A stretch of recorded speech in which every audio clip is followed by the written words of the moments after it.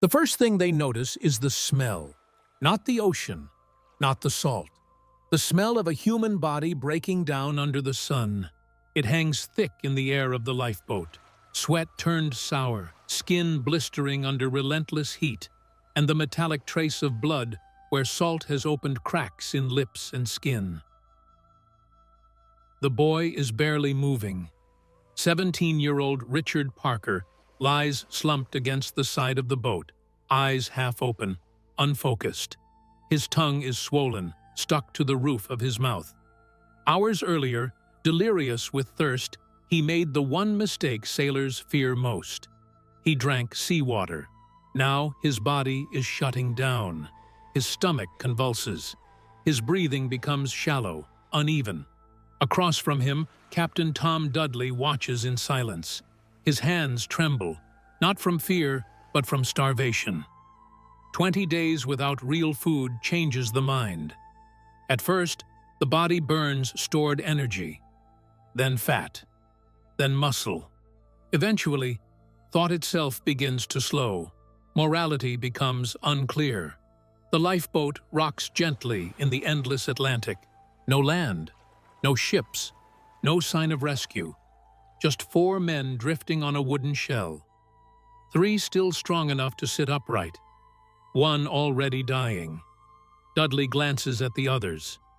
First mate Edwin Stevens stares at the boy with hollow eyes. Sailor Edmund Brooks avoids looking at him at all, his gaze fixed on the empty horizon. But the ocean offers nothing. The idea forming in Dudley's mind is not new. It has existed among sailors for generations. A quiet rule, a last resort. When survival becomes impossible, one life may be sacrificed so the others can live. Dudley reaches into his pocket. A small knife catches the sunlight. His lips move silently. A quick prayer. Then he looks at Stevens. The mate nods once. Richard Parker doesn't resist. He cannot. And in that moment, drifting in the middle of the Atlantic Ocean, 3 starving sailors make a decision that will shock the world. Because this is not a myth, it is a real case. July 1884. A yacht called the Mignonette had sunk thousands of miles from land, leaving 4 men adrift. Only 3 would survive. And what they did to survive would force the world to answer a question humanity still struggles with. If killing is the only way to live, is it still murder? The Mignonette was never meant for this journey. At just over 50 feet long, the yacht was built for coastal sailing, short distances, predictable conditions, and land always within reach. But in 1884, a buyer in Australia purchased the vessel in England. It had to be delivered. That meant crossing the South Atlantic, one of the most unpredictable stretches of ocean on Earth. The crew was small. Captain Tom Dudley, experienced, disciplined. First mate Edwin Stevens, reliable and steady. Deckhand Edmund Brooks, quiet, observant. And the youngest, 17-year-old Richard Parker. He had little experience at sea. But like many boys, he believed the ocean meant adventure. The voyage began without issue. For weeks, the Mignonette moved smoothly through calm water. Wind steady, conditions manageable. Nothing suggested danger. But small boats crossing large oceans survive on timing, and timing eventually runs out. By early July, weather conditions began to change. Storm systems in the South Atlantic can form quickly. Pressure drops. Wind builds. Waves rise. A vessel this size doesn't fight those forces. It endures them. Or it fails. On July 5th, nearly 1,600 miles from the nearest land, the crew saw it. A wall of water approaching fast. Not gradual, not distant, immediate. They had minutes, maybe less. Because when waves of that size strike a vessel like the Mignonette, The outcome is determined by physics, not skill. Tons of moving water hit wood, and wood eventually gives. There was no time to turn, no time to escape, only time to react. And even that was limited. Out there, distance works against you. No rescue, no backup, no margin for error. The ocean had already closed the gap. The storm was no longer something to avoid. It was something they were inside. And in the next few moments, everything they depended on, the hull, the mast, the structure keeping them alive, would be tested beyond its limits. Because in the open Atlantic, survival isn't about control. It's about what remains after impact. And in less than 5 minutes, the Mignonette would disappear beneath the surface, leaving 4 men alone with almost nothing, and no idea what they would be forced to become to stay alive.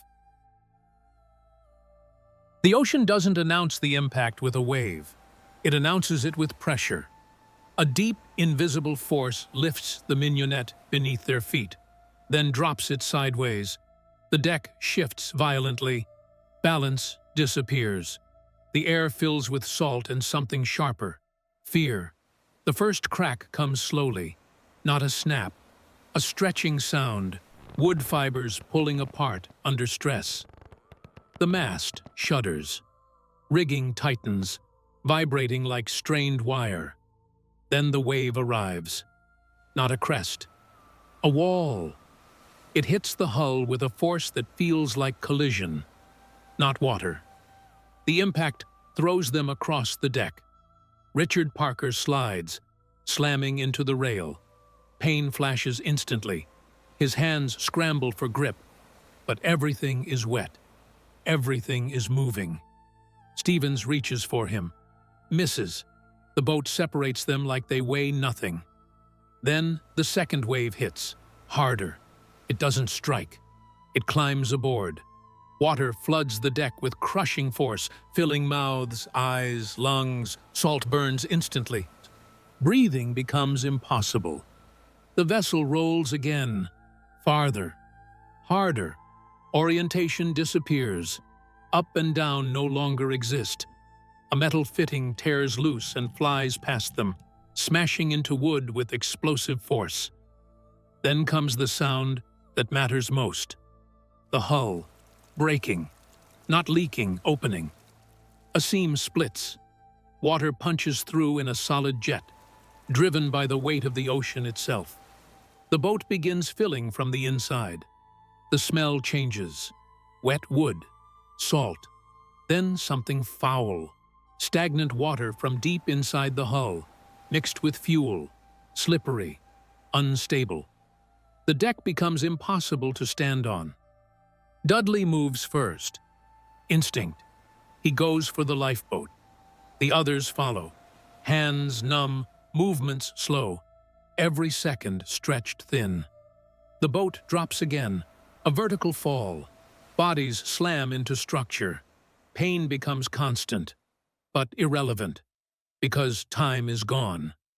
Stevens reaches the hatch, pulls. Water explodes upward, forcing him back. The vessel is filling too fast.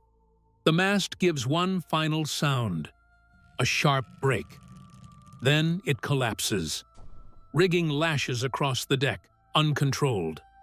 The Mignonette tilts beyond recovery. Water pours in. Feet become inches. Inches become depth. The lantern dies. Darkness takes over. For one moment, Dudley looks out. Nothing but water.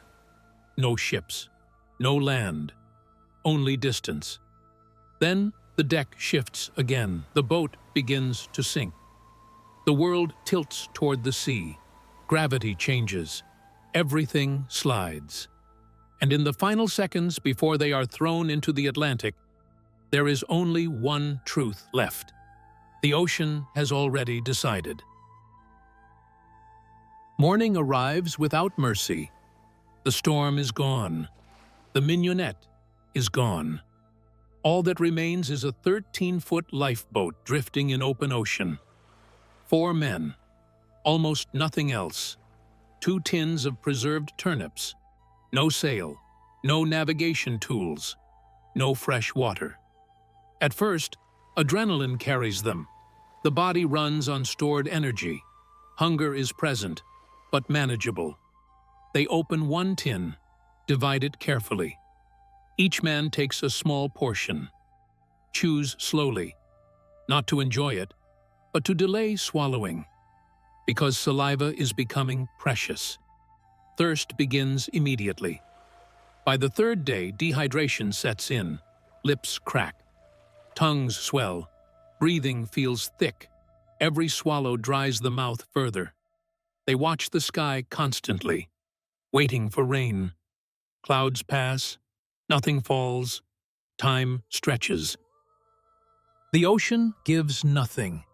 On the 4th day, they catch a sea turtle. It struggles as they pull it into the boat.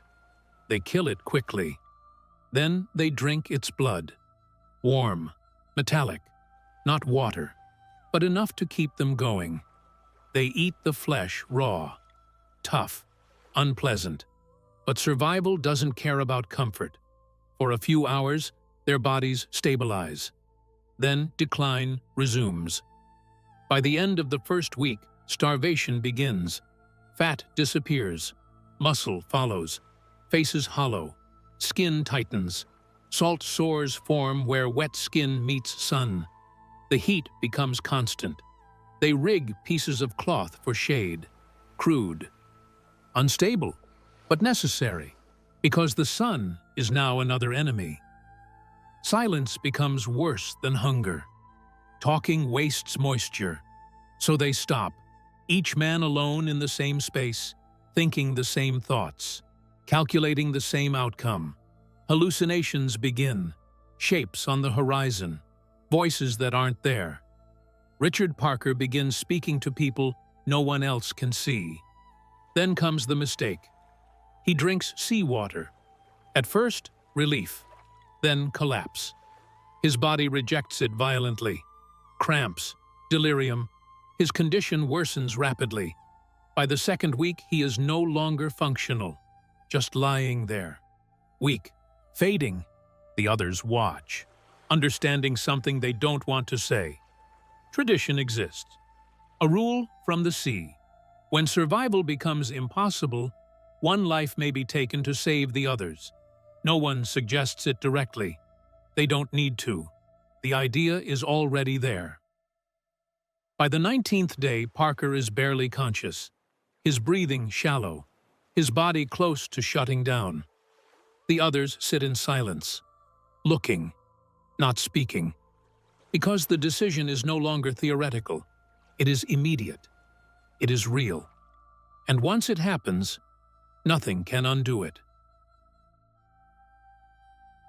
The decision is not loud. There is no argument, no final discussion, just silence and understanding. Richard Parker lies at the bottom of the lifeboat, barely conscious. His breathing is shallow. His body is already failing. Captain Dudley looks at Stevens. Stevens understands. No words are needed. The line between survival and morality has already been crossed in their minds. Now it becomes action. The knife is small, unremarkable, but in that moment, it becomes the only thing separating life from death. Parker does not resist. He cannot. The act is quick, quiet, and final. Afterward, there is no relief, only necessity. They use what they must.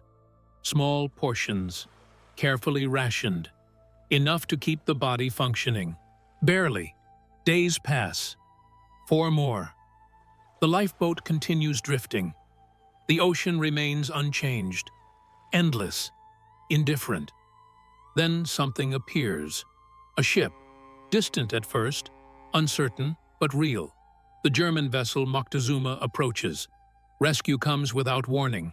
No dramatic moment, no build-up, just the sudden presence of something that shouldn't be there. When they are pulled aboard, the transformation is obvious. Their bodies are reduced, skin burned and damaged, muscles weakened, weight lost. But the physical condition is not what stands out most. It's the stillness. The absence of reaction, as if something inside them has already shut down. Captain Dudley does not hide what happened. He tells the truth. Everything. Because at sea, it made sense. But on land, logic becomes something else. It becomes judgment. Back in England, the case reaches court, and the question becomes unavoidable. If killing someone is the only way to survive, is it still murder? The ruling is clear. Necessity is not a defense for taking a life. Dudley and Stevens are found guilty. The story spreads across the world, not because of the storm, not because of the sinking, but because of the choice, because it forces something uncomfortable into the open. Survival has limits, and crossing them changes a person permanently. The ocean did not just test their bodies, it tested their boundaries. And the result became one of the most famous survival cases in history. A reminder that sometimes survival demands a cost that never truly ends. And once it is paid, there is no way to return to who you were before. If this story made your heart race, take action. Like, subscribe, and press the bell icon. We uncover real survival stories where people face the impossible and sometimes don't make it back.